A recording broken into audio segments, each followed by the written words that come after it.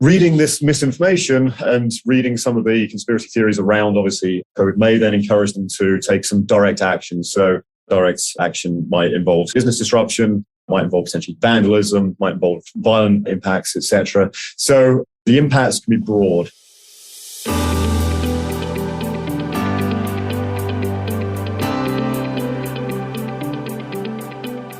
Hello, everybody. Welcome back to another episode of the LifeRaft Physical Security Podcast. I'm your host, Robert Value, and my guest today is Neil Spencer, a resident manager of market strategy, and I'm also joined with Spencer Oliphant, one of our resident OSINT analysts here at LifeRaft. Guys, thanks for coming back on the show and doing another episode.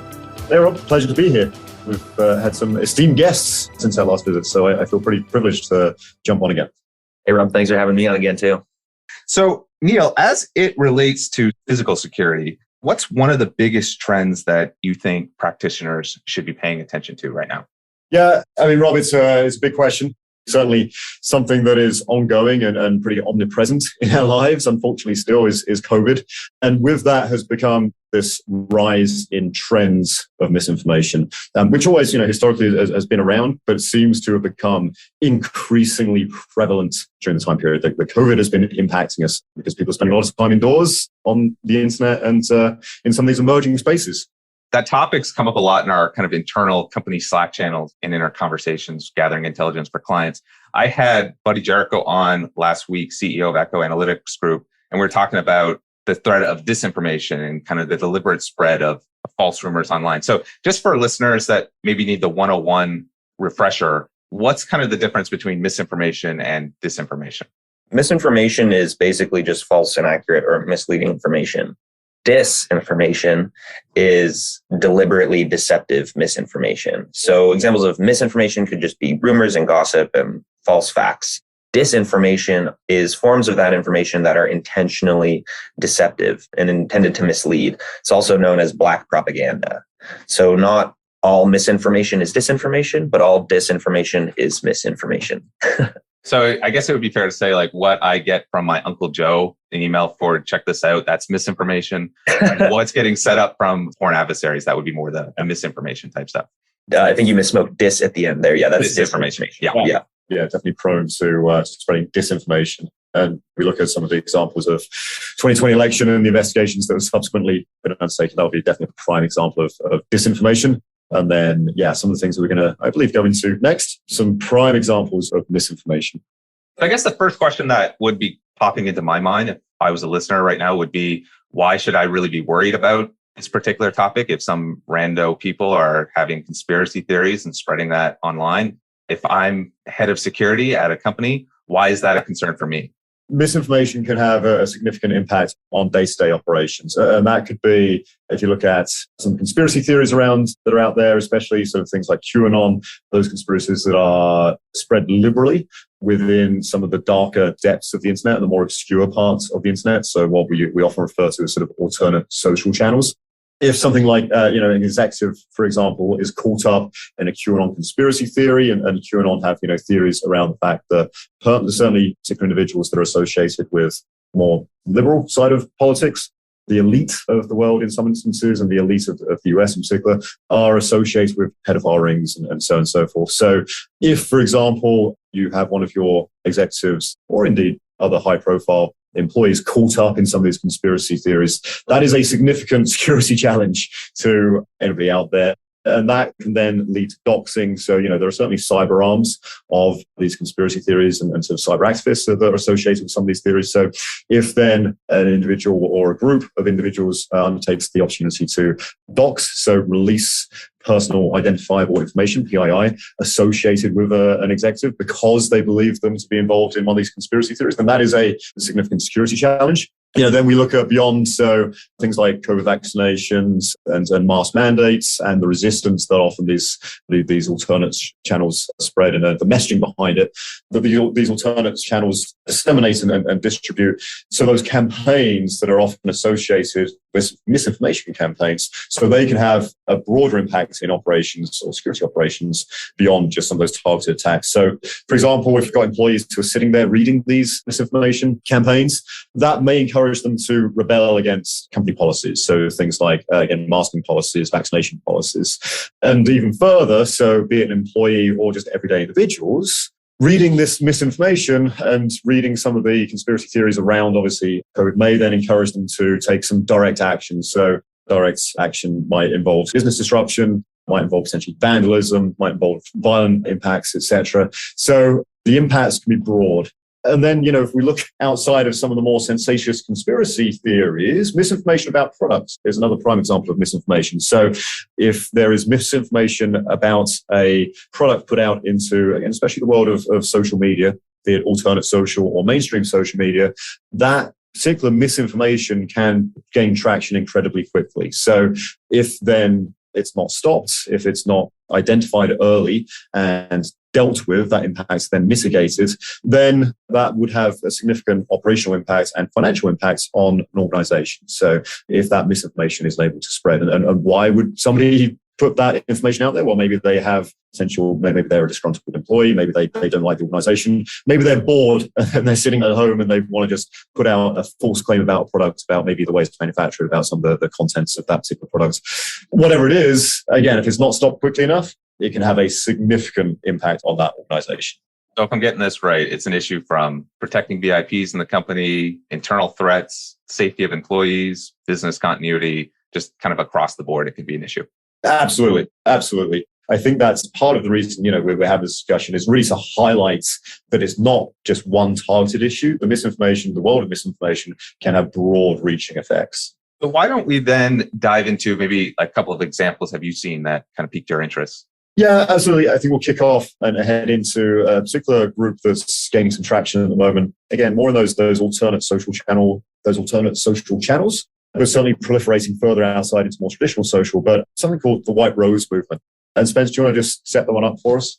Yeah, I'd love to touch on the White Rose movement. It's a great example of misinformation campaigns online making their way to the world around you, sort of thing. So the White Rose movement, simply put, is a misinformation campaign that encourages their members to buy sticker printers and print these sticker templates wherever they live around the world and stick them up, hundreds of them, in their communities. And the stickers consist of anti-COVID vaccination and sort of anti-lockdown sentiments. One that I found interesting was a sticker that said, "If you really believed in a deadly virus, would you be outside reading this sticker?" And that kind of feeding on the natural critical thought of people and just healthy questioning of your surroundings leads a strong recruitment force with a Telegram sticker and a question like that. We all have supercomputers in our pockets, and it's very easy to go and access what you may not realize is a well-constructed misinformation campaign, as opposed to what you may be trying to do is just protect yourself and learn about the world around you. It's getting harder and harder to do. And interesting, just some numbers to throw at you. In February 2021, the Canadian government did a study and found that 96% of Canadians saw information online regarding the pandemic that they doubted the legitimacy of, but only 21% reported checking the accuracy of any information that they found. So when you get that kind of rate, you're going to have a larger number of people checking out these groups. So with the White Rose, we have people in New Zealand, the UK, Canada, all over the world talking as if they're in the same room in these spaces online.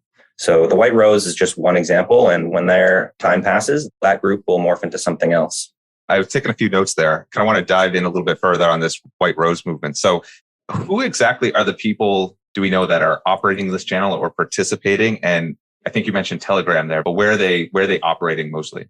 They're operating mostly on Telegram. So their Telegram channel is just called Join the White Rose. And it originated in the UK, which the UK is great for generating all sorts of these kinds of campaigns from either side of the political spectrum. But now these Telegram groups exist for localized areas as well. So there's a White Rose New Zealand, a White Rose US, and a White Rose UK, and then subsets. There's a White Rose chat room, etc. But a lot of it seems to be operating in terms of the conversation and planning on Telegram, which in general is a growing theme. Telegram, I think we talked about on our last podcast together, Rob, is really becoming a hub for planning and proliferating these ideas. We touched a bit on that one in the last podcast, but why is most of this activity mostly focusing on Telegram versus, say, Facebook or more the mainstream social media channels? Well, that's just it. It's disinformation and misinformation. The nice thing about monitoring for this sort of content is those main channels work pretty hard to keep misinformation and disinformation off their platforms.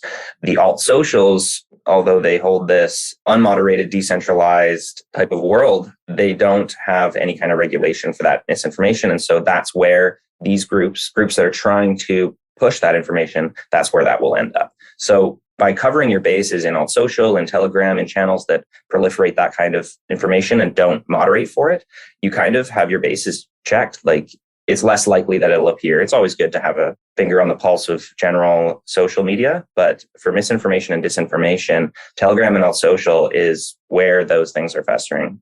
And Spencer raised a great point that yes, we're seeing a lot of traction in Telegram on these particular topics and misinformation in general. I mean, Telegram is rife with a whole number of nefarious activities, be it intentional or otherwise.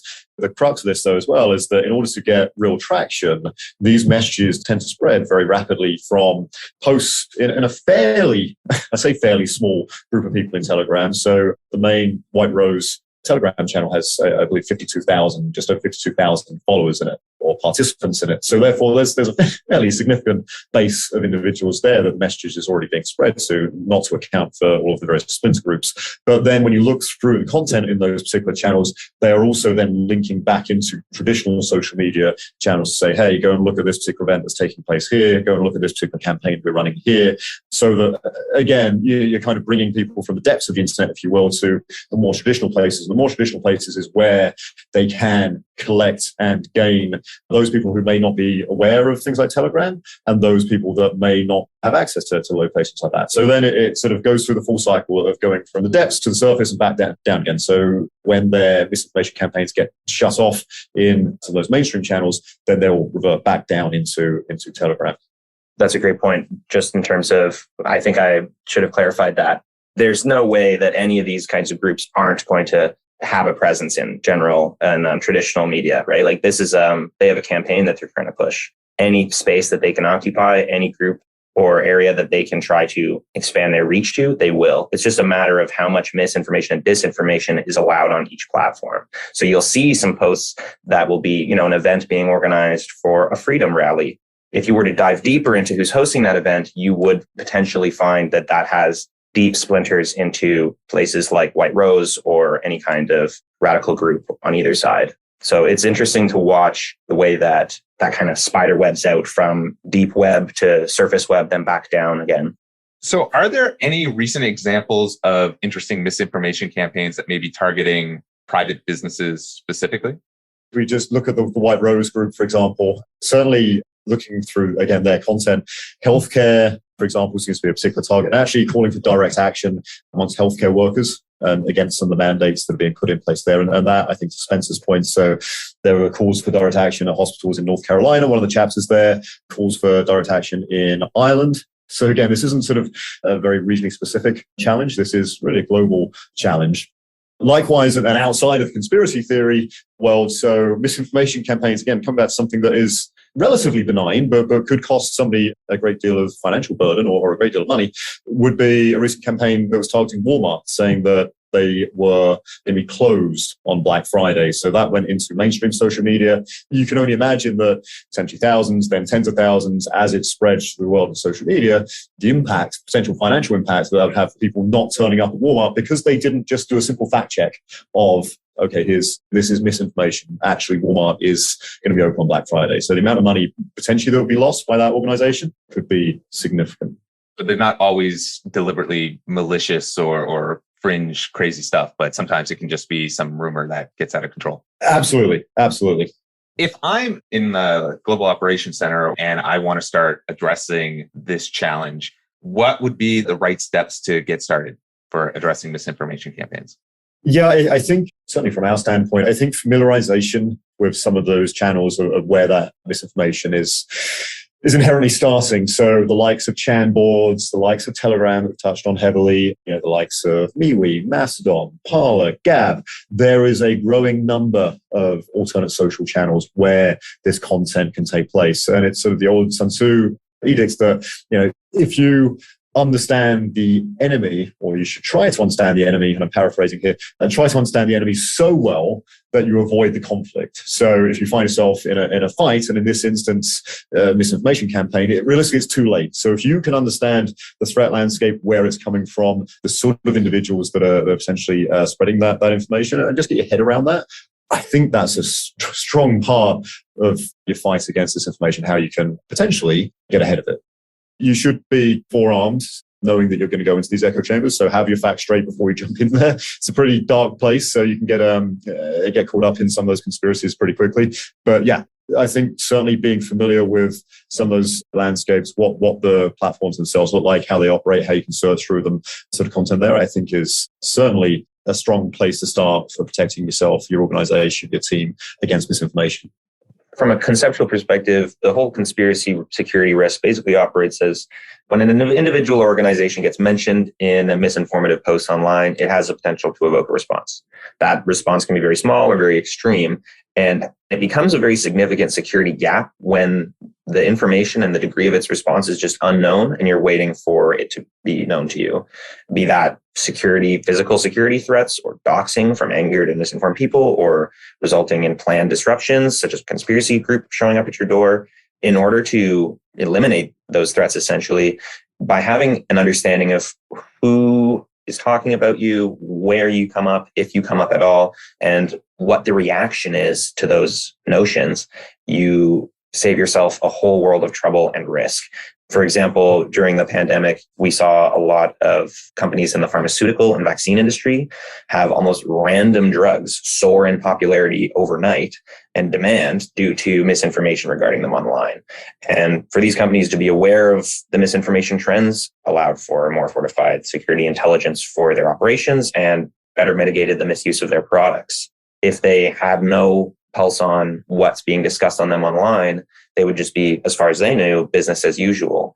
But their reputation, their revenue, their organization, and their employees could be being impacted. Being proactive and a quick response can save organizations a lot. Proactivity is the response. What's a common mistake that you see, maybe clients making or other security practitioners making when trying to address misinformation? Yeah, I think a lot of it is some of the stuff that Spencer and I have sort of touched on. So as far as not knowing your enemy, not understanding the landscape well enough, and it's a tough job to do, quite frankly. Security practitioners are busy at the best of times. So to read up and learn about the changing landscape, the new emerging channels that are there, is almost a job in of itself. And that's why we have the likes of Spencer in this podcast, who spend a lot of time doing this. And, people like us are always a good resource to come to. We're always happy to help customers and other individuals learn more about this space if they wish to. Not applying critical thinking, I think that is another key area. Again, as security practitioners and intelligence practitioners, critical thinking skills are a core subset of the skill set that intelligence security professionals have. So realistically, it comes naturally to a lot of the team, but applying critical thinking skills to these misinformation campaigns is key, is critical. And then I think from my perspective, not having a good ICP, so not having a good intelligence collection plan, I think is a mistake that some people make, is to not having that kind of clear, structured process of these are the places that I need to look for that information. This is why I need to look for that information. And this is who and what I need to protect if this information emerges. So having that clear intelligence collection plan laid out in quite a structured fashion, I think is key to giving yourself a good foundation to protecting yourself from this kind of information. Spencer, one of the keywords that I highlighted from your previous answers was alternative socials. How would that apply for monitoring misinformation? Going on to what Neil really said, having a structured, laid out map of exactly where you would like coverage and understanding and what exactly you're looking for and why and what you intend to do with that information. So once you have those goals in mind, then you can start diving into things like channels, places like Gab, BitChute, Getter, as well as those Telegram channels, misinformation news sources like globalresearch.ca or InfoWars, places like that. Conspiracies spread like wildfire. So as soon as there's even a little bit of legitimacy behind a conspiracy, these sources spread them across each other and you will find it. Part of that Canadian study said that something like 30% of those people that saw the misinformation felt like they saw it more than 3 times a day. So that just goes to show that they're not needles in haystacks. You're being proactive for large wildfires and you're trying to get in front of them before you learn about them at their climax. I like that list of websites you gave because it's typically not on my daily reading list. And if it's not on yours, you might be overlooking some of these issues. So guys, as we're wrapping up, I've taken all the time that I promised to steal from you today, but I really appreciate you guys coming on the show. Just as we wrap up, what's the main takeaway that you want listeners to remember from our conversation? Again, from my perspective, misinformation isn't going away anytime soon. We are seeing a bit of a shift. So COVID, obviously, the impact on the world somewhat is diminishing, but we are learning to live with it. And quite frankly, these conspiracy theorists need something else to do. And, the broader idea of the Great Reset, which is almost material for another podcast, but if people want to go and research it, feel free to do so. It's a good topic. But the broader conspiracy of trying to reset the human race isn't going away. Now it's sort of tying into environmental conspiracies and sort of global warming conspiracies and why governments are trying to fight global warming. So it never stops. This will continue, and the landscape where this sort of content originates from will continue to shift as we grow. This information isn't just in one place, and I think Sir Spencer's articulated that well, just by listing some of those locations this information is taking place. And it shifts realistically from a plethora of cyber domains. So let's broadly refer to that as sort of surface web, deep web, dark web. It transcends all of those domains, but it also comes back into the physical domain. And we've talked about stickering, we've talked about direct action. So like so many things in the world of physical security and indeed cybersecurity, the two are intrinsically linked. So to have a blind spot is a very dangerous thing. So that's why I think a key takeaway for this is understanding that there are these emerging threats out there. There are these continuing conversations that can impact your day-to-day operations and understanding where they are to get ahead of them. I really like what you said, Neil, about how it's not going to stop and it's just going to continue to evolve as the focus moves from COVID and COVID kind of continues to resolve itself. That we're going to notice that shift of attention from misinformation to other topics that you mentioned, like environmental change and legislation, and just really anything is up for grabs. As that line gets blurrier, more and more individuals and organizations are going to be at risk, really, of being involved, because you see people getting tied into conspiracy theories that end up having physical action in our communities that don't even really have much involvement. So being proactive, staying ahead and anticipating that change is going to be the next step as we kind of see the focus shift. Gentlemen, thanks for joining me today. Thanks, Rob. Thanks for having us on. Rob. Again, that was Neil Spencer and Spencer Oliphant. Thanks again for listening to another edition of the LifeRaft Physical Security Podcast. If you'd like more insights on building and running a successful threat intelligence program, be sure to check out the LifeRaft blog at liferaftinc.com/resources. That's liferaftinc.com/resources. Also, be sure to subscribe on Spotify, Apple Podcasts, and Google Podcasts. Hope you tune in next time.